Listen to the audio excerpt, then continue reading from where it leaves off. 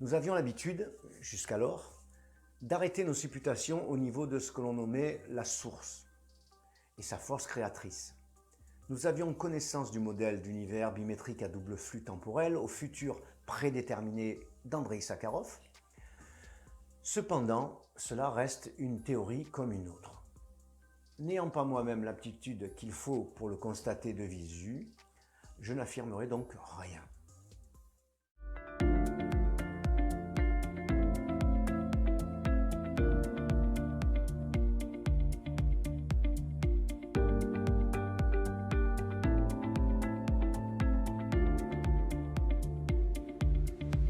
Docteur en ontologie, qui serait la science de l'être. Épistémologue, métaphysicien, écrivain et accessoirement comme votre serviteur musicien, il est l'auteur de la première explication rationnelle de l'origine de l'esprit, de l'énergie universelle, magnétique et spirituelle. Il a franchi une étape pour laquelle il s'est octroyé le droit de réfléchir. Tout comme dans la première vidéo, je vous propose d'écouter cette fois M. Franck Hatem, qui répond à mes 4 questions. Comment pourriez-vous, avec vos propres mots, expliquer la réalité que nous observons tous? Bonjour Clément, merci beaucoup pour cette invitation. Je suis très honoré de participer à ta nouvelle chaîne, c'est magnifique. Et donc je vais tenter de répondre à tes questions de la façon la plus simple, la plus claire possible. Je commencerai par dire qu'il faut faire très attention à la formulation des questions, parce que bien souvent, dans les questions qu'on pose, se glissent des hypothèses. C'est le grand problème de la science, de la physique actuelle d'ailleurs, qui s'interroge sur la matière, et donc qui introduit l'hypothèse que la matière existe. Évidemment, à la sortie, on retrouve la même matière, puisqu'on l'a introduite au départ. Et c'est un peu, bon, sans vouloir te froisser bien sûr, c'est un peu le même problème dans la question que tu poses. Expliquer la réalité que nous observons tous, ça contient 2 hypothèses. Un, qu'il y a une réalité effective, objective, et 2, que nous l'observons tous. Ce sont 2 hypothèses qui ne sont ni démontrables et en fait pas défendables. La réalité, pourquoi c'est pas défendable? Parce que bon, ceux qui connaissent nos travaux savent bien qu'on ne peut pas avoir conscience de quelque chose qui ne soit pas dans sa conscience. C'est une question qu'on pose régulièrement. Est-ce que je peux avoir conscience de quelque chose qui ne soit pas dans ma conscience? Est-ce que je peux avoir conscience de quelque chose qui ne soit pas dans ma conscience? La réponse est évidemment non. Si j'ai conscience d'une chose, c'est qu'elle est dans ma conscience. Donc, c'est de l'illusion. Ce n'est en aucun cas une réalité indépendante de la conscience. C'est de l'esprit. Ce n'est pas de la matière. Ce n'est pas une réalité objective. C'est la forme de ma conscience à un moment donné. Et je dis bien de ma conscience. C'est en réalité la forme de la conscience d'une façon individualisée, personnelle. Parce que pour chacun, l'univers est différent. Chacun a un univers personnel. Chacun vit un univers personnel. Donc ça, c'est le deuxième aspect de ta question. Dire que nous observons tous cette réalité, non. Nous n'observons pas tous la même réalité. Il n'y a pas de réalité d'abord, et puis ensuite, chacun vit un univers totalement différent et totalement distinct de celui du voisin. Et c'est vrai non seulement pour nous, êtres humains, mais c'est vrai pour tous les êtres de la nature ou d'ailleurs. Un végétal ne vit pas le même univers que nous. On peut toujours se dire qu'il perçoit la réalité sous la forme que peut percevoir un brin d'herbe, mais non, c'est la réalité pour un brin d'herbe. C'est la perception d'univers d'un brin d'herbe. Alors, donc cette question de la réalité de ce que nous percevons, c'est en réalité la question de la conscience. Et nous, évidemment, c'est notre spécialité, hein, à l'Université francophone de haute métaphysique et métaphysique opérative. On passe notre temps à expliquer ce que c'est la conscience, ce que c'est que la conscience, d'où ça vient, quelle est sa nature, quelle est sa cause. C'est cela qui est important. Et ta question, c'est en fait poser la question de la conscience. Pourquoi il y a perception d'univers? Il ne s'agit pas d'introduire l'hypothèse qu'il y a un univers. Il ne s'agit pas d'introduire l'hypothèse que tout le monde aurait conscience du même univers. Cela, on va l'évacuer très facilement, très rationnellement, et une fois pour toutes. Il s'agit seulement de se poser pourquoi il y a perception d'univers. Pourquoi il y a ce processus qui consiste à créer de l'illusion en quelque sorte. Parce que si c'est dans la conscience, évidemment, c'est de l'illusion. Nous sommes ce processus de création d'illusion permanente. Et pour résoudre ce problème, on ne va pas en parler tout de suite parce que bon, ça prendrait plus que 3 minutes. Il faut se poser la question de ce que c'est que l'infini et ce que c'est que le néant, c'est-à-dire l'absence de conscience ou l'infini. C'est en méditant sur le principe d'infini ou sur le principe de néant qu'on va pouvoir répondre à la question de la conscience. C'est pas autrement. Il n'y a pas d'autre solution. Aucun physicien, aucun philosophe, aucun théologien n'a jamais pu expliquer la conscience parce qu'ils partent d'hypothèses.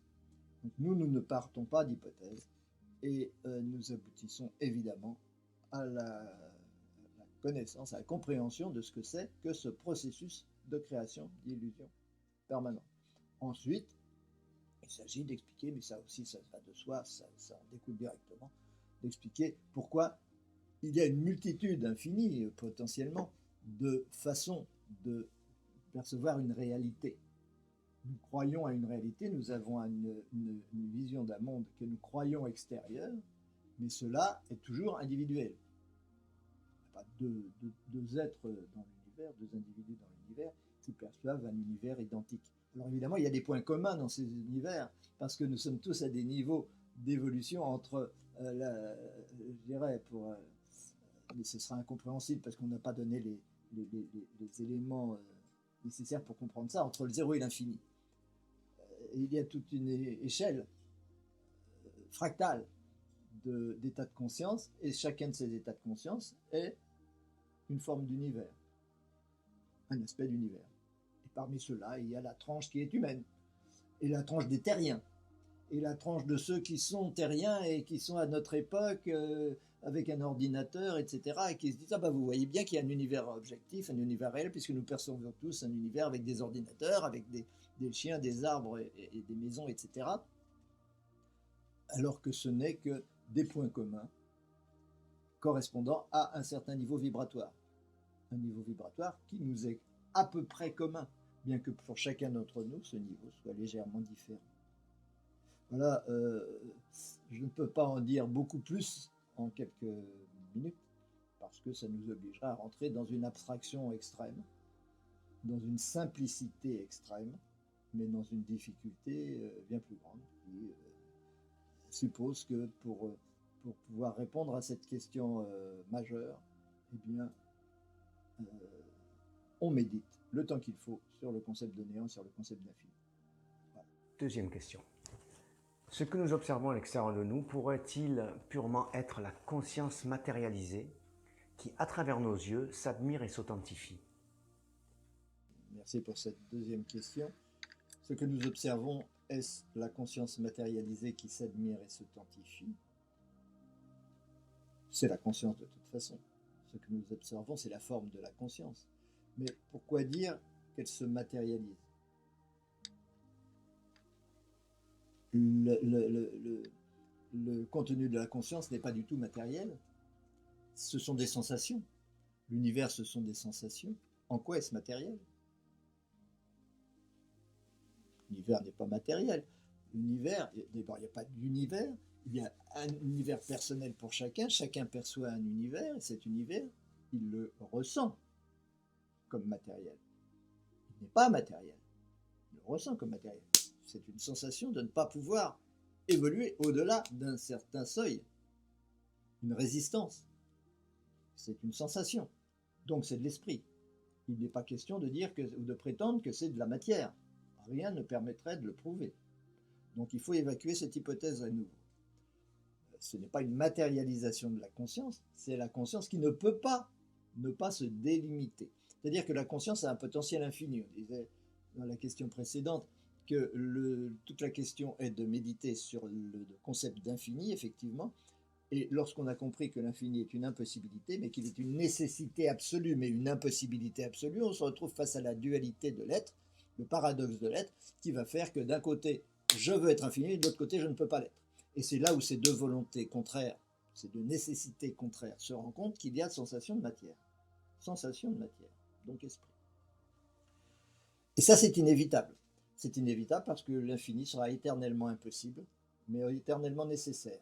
Donc il y aura toujours cette dualité qui nous donnera cette sensation d'inertie, de résistance et d'impossibilité d'évoluer au-delà d'un certain rythme qu'on appelle la vitesse de l'énergie d'ailleurs, mais qui est en fait une capacité d'amour que nous limitons à chaque instant. J'adore d'ailleurs le nom de ta chaîne, l'instant continu, l'instant permanent, l'instant éternel, parce que tout est dans l'instant. Et le simple fait de dire que tout est dans l'instant suffit à annuler toute possibilité de dire qu'il y a matière, puisque c'est dans l'instant. Et l'instant est nul. L'instant est nul, et donc ça nous rapproche de l'idée de néant, et c'est pour ça qu'il faut méditer sur la notion de néant, et pas sur autre chose, pas sur la matière. La matière, ça fait partie de nos croyances, ça fait partie de l'illusion, et c'est pas en étudiant l'illusion qu'on va comprendre l'illusion. C'est en faisant abstraction de l'illusion qu'on va comprendre pourquoi il y a l'illusion, bien sûr. Donc, non, la conscience n'est pas matérialisée, mais la conscience ne peut pas faire autrement que d'être un ensemble de sensations délimitées par rapport à l'ensemble des possibles, à l'ensemble des potentiels de cette conscience. Elle se limite forcément parce que l'infini n'est pas possible, justement. Elle se limite non pas d'une façon bien précise, mais d'une multitude de façons potentiellement infinies. Et cette multitude de façons, ce sont nos univers personnels. Donc les réalités que nous vivons tous d'une façon plus ou moins matérielle. Et à tous les niveaux vibratoires, à tous les niveaux de connaissance, nous avons une sensation de matière, quelle qu'elle soit. Cette matière est plus ou moins subtile, elle est ressentie comme plus ou moins, comme s'imposant plus ou moins, mais c'est toujours une sensation. Et à tous les niveaux d'évolution, on a toujours cette sensation, parce que jamais l'infini n'est réalisé, jamais l'unité n'est réalisée, jamais l'absolu n'est réalisé. Alors,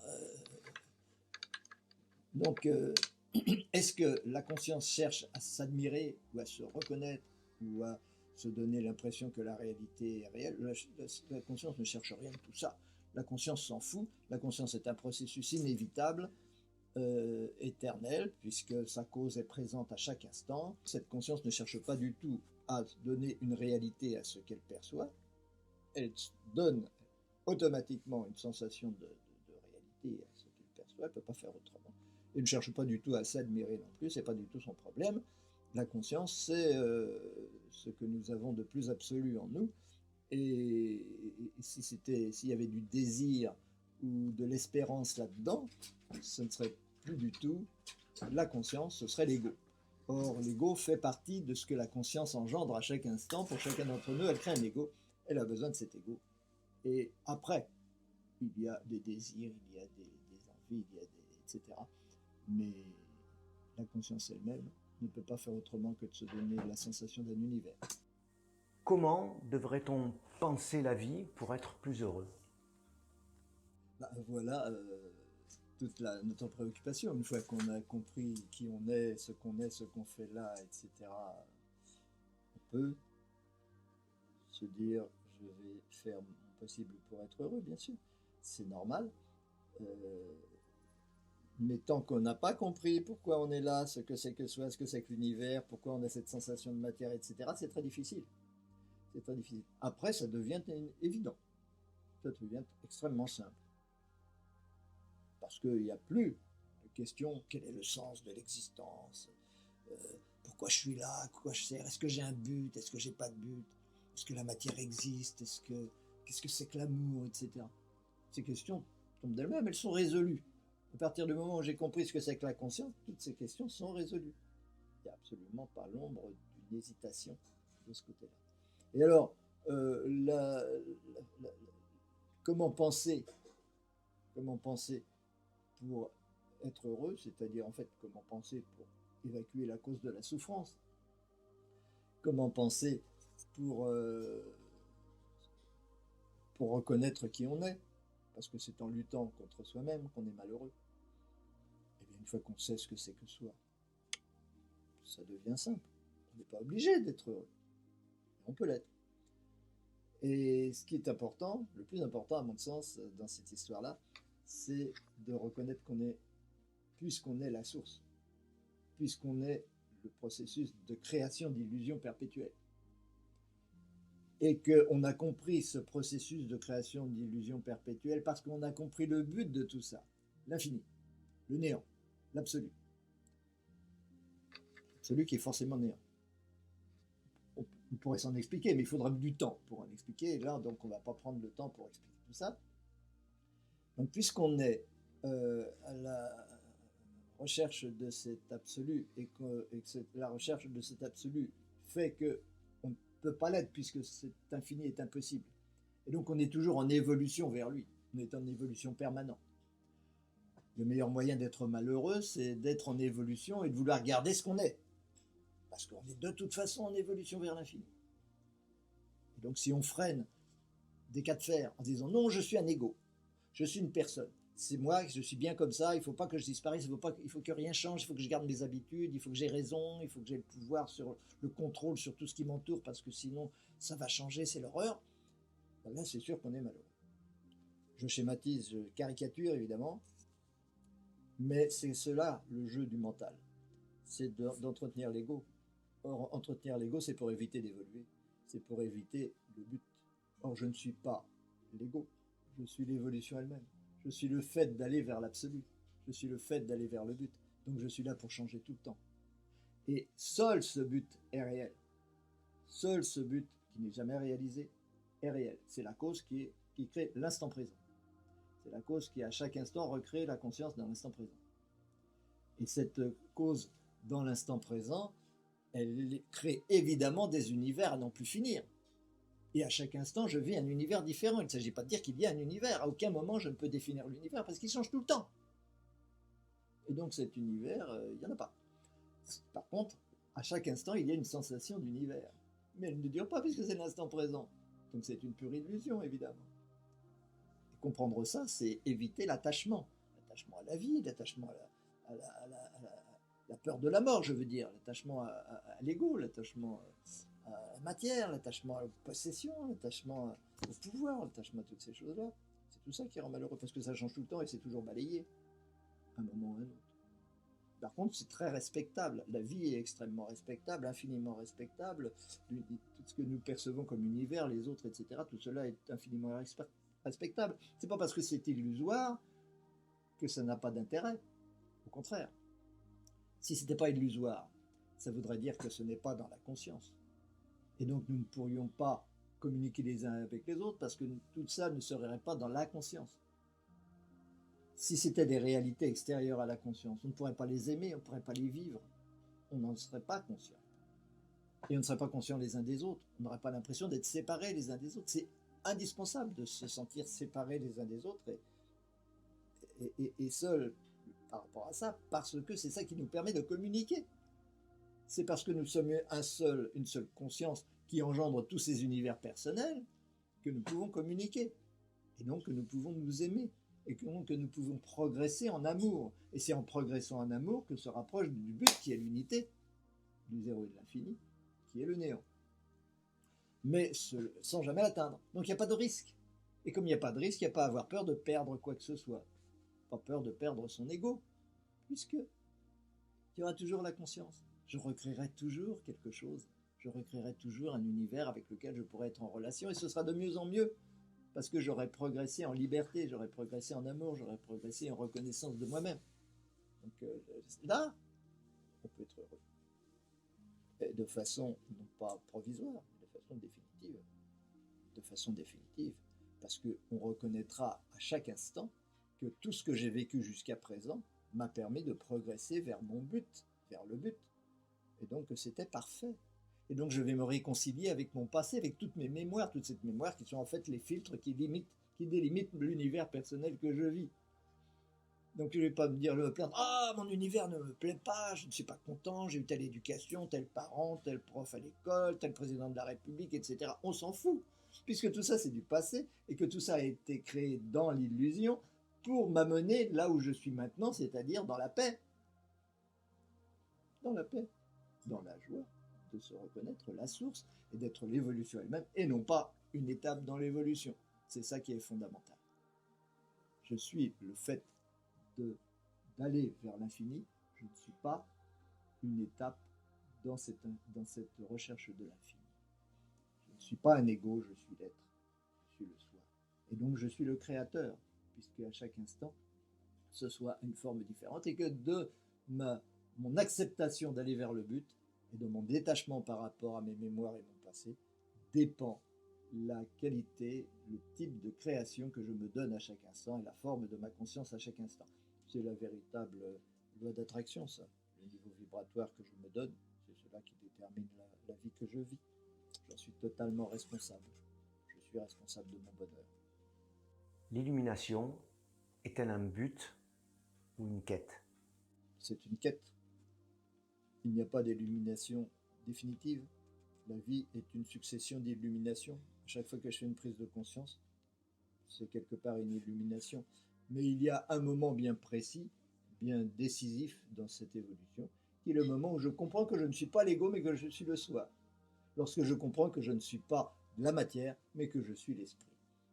Un moment où je comprends que je ne suis pas une étape dans l'évolution, qui, elle, puisqu'elle serait présente, n'aurait pas de substance, n'aurait pas de durée, n'existe pas en réalité. Pure illusion. Je ne suis pas cela. Je suis la réalité qui, le fait de traverser toutes ces illusions, qui, le fait de passer d'un être à un autre, d'un individu, d'un ego à un autre. Donc c'est cela, ma réalité. Donc, tout ça, c'est une quête éternelle d'infinité, qui est l'amour. L'amour, ça consiste à intégrer de plus en plus d'infini en soi, de reconnaître qu'on est de plus en plus infini. Et en tant qu'être humain, on est beaucoup plus infini qu'on ne l'était en tant que caillou, ou végétal, ou animal.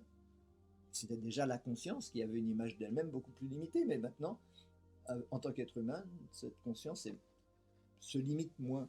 Mais là où je ne vis qu'une seule de ces étapes. Ce qui ne veut pas dire que je suis cette étape. Ça veut dire simplement que je passe par cette étape parce que je suis l'évolution elle-même. Et que donc tout ce qui me précède, j'ai pour cela beaucoup de gratitude et aucune aversion, aucun regret, aucun remords, aucune haine, quoi que ce soit. Me dire, oh là là, on m'a fait ci, on m'a fait ça, c'est l'horreur. Non, non, non, non. Tout ce que j'ai vécu, c'était parfait parce que ça m'a amené là où je suis aujourd'hui. Et ça m'ouvre à ce que je serai demain. Car je ne suis rien, en réalité, que le fait d'aller vers l'infini.